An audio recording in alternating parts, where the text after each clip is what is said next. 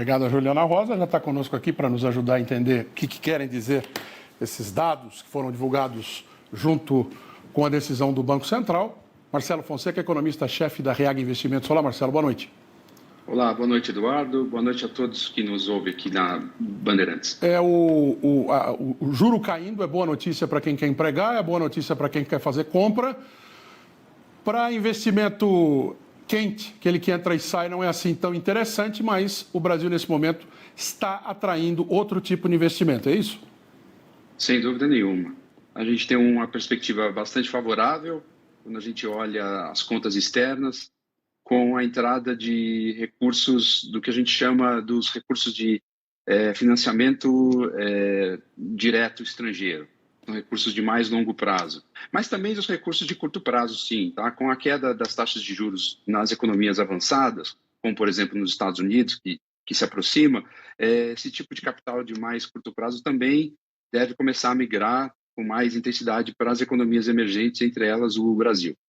É um movimento que pode ser atrapalhado por algo mais grave no horizonte? Claro, não estou pedindo para você limpar a sua bola de cristal e dizer, não, vai acontecer tal. Não, mas a gente vocês trabalham com perspectivas, né? Aliás, precisam até dar uma ajustada no termômetro aí, porque esses últimos anos as falhas, principalmente nos resultados positivos, têm se acumulado em algumas circunstâncias. Mas eu dizia, há algo que possa ser um impeditivo para que o crescimento continue acontecendo, a inflação siga nesse patamar controlado e que os juros também possam seguir esse patamar de queda? Ah, sim. Tanto do lado internacional quanto dos pontos de vista do que a gente chama dos riscos domésticos.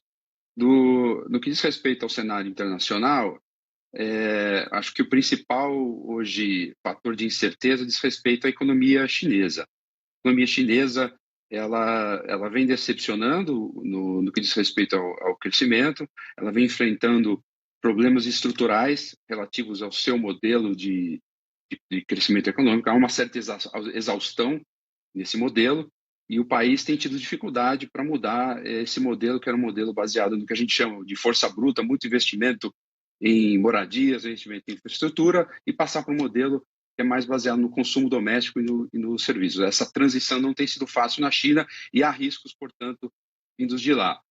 Domesticamente, acho que o principal risco, todo mundo sabe, tem a ver com as contas públicas. A gente viu em 2023 os resultados primários, né, que são os resultados excluindo o pagamento dos juros, eles encerraram o ano com um déficit bastante grande, 230 bilhões de reais, e a perspectiva é de que em 2024 a gente não consiga alcançar a meta de déficit zero fixada pelo governo. Na verdade, a maioria dos analistas hoje, inclusive nós esperamos que vá haver alguma revisão dessa meta em algum momento nos próximos meses. Então, surpresas negativas nessa esfera fiscal, acho que poderiam atrapalhar, sim, esse momento favorável da inflação e dos juros. O crescimento do outro lado, o crescimento geral da economia, o movimento de emprego, a gente teve um resultado expressivo. Apesar de ter sido menor do que o governo alardeava que seria, 1,5 milhão de vagas, e a gente vem vindo nessa toada já há 3, quase 4 anos, né? Possibilidade de crescimento, inclusive, ontem o FMI revisou os números de crescimento do Brasil, ainda que marginal, mas para cima, não foi para baixo, ou seja, a flecha para eles está para cima e não para baixo. Isso não poderia compensar, de alguma forma, esse gosto de cabo de guarda-chuva que pode ficar na boca de alguém por não ter os déficit zero conforme está escrito? Está no papel, mas o próprio presidente Lula disse que talvez não seja cumprido. Sem dúvida nenhuma que pode. Eu acho que esse é o copo que a gente diria, é o olhar do copo meio cheio.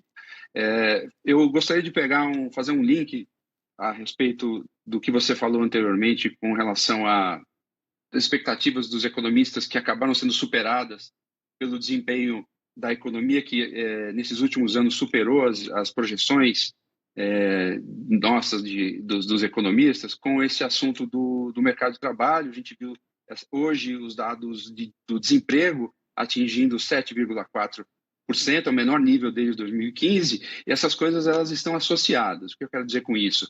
A gente tem visto nos últimos anos realmente uma surpresa muito favorável no lado do crescimento econômico. É um debate bastante grande de quais seriam as razões para essa surpresa. Um pouco tem a ver com os estímulos que se sucederam com a pandemia, tanto do lado monetário como do lado fiscal. Houve muita expansão de gastos e expansão monetária pós-pandemia para fazer frente àquele choque, mas também há boas notícias do que a gente chama do lado estrutural.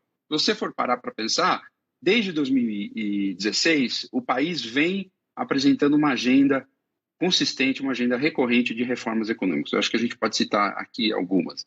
Foi a introdução lá, em 2016, do teto de gastos, que botou um controle sobre a evolução das despesas públicas, a reforma trabalhista, a independência do Banco Central, o novo modelo de concessões que vem proporcionando um aumento grande do investimento, principalmente em setores carentes como o saneamento, e com isso a gente tem aí os resultados de toda essa agenda do ponto de vista de melhor crescimento econômico. Eu acho que isso é a boa notícia e isso deve permitir que o país cresça um pouco mais do que se esperava até recentemente.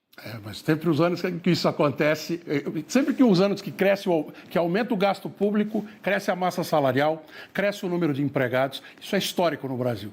20 para 30 anos já é histórico.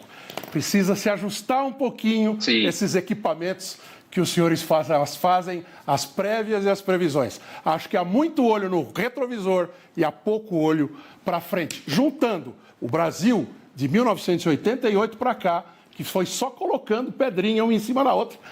Às vezes alguma cai, mas ao olhar de quem olha para o Brasil é que tudo que aparece de problema é destruidor com relação àquilo que foi feito antes. Ajustem os equipamentos, vocês vão ganhar mais dinheiro.